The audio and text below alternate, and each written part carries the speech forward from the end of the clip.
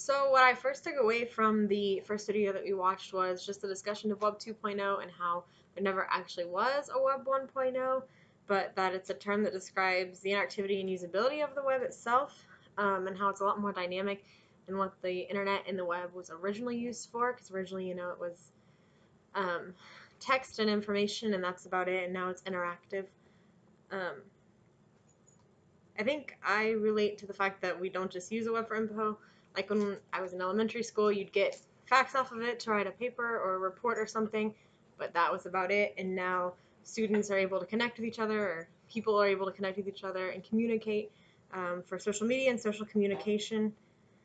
And I definitely think that the implications and uses for me as a future teacher are the read and write capability.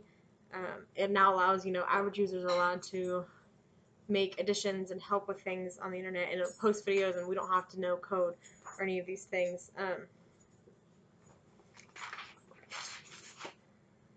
The podcast I listened to was actually 29 minutes long. It was called The Art of Composing by John Branningham. And what it is it's a podcast over analyzation, theory, music history, composition, a little bit of all of it. So that way, people who are beginning in composition or people who are already established in it are able to learn from it and take things away from it.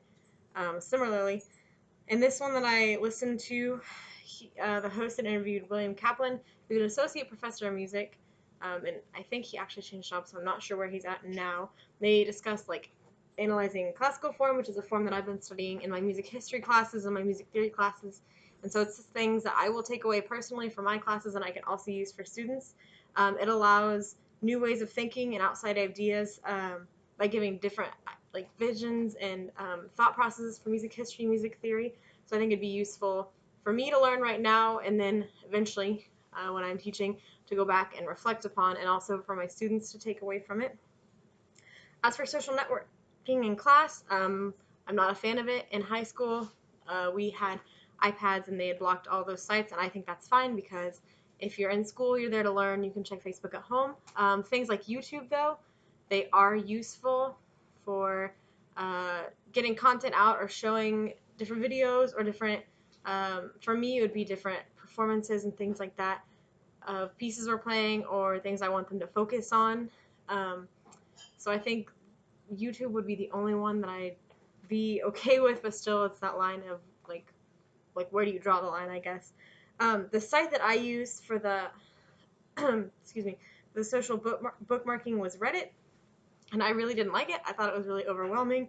I never used it before, except if you Google a question and Reddit's one of the options because somebody had already made a tag or a post or something with it on there.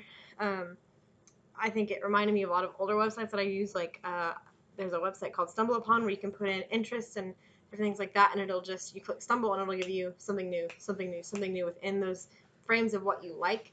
It was actually shut down last week, um, but I just think it's a very overwhelming thing, and for some people it's probably great, but for me, I don't think I would use it. I think I would personally stick with typical bookmarking or just site addresses.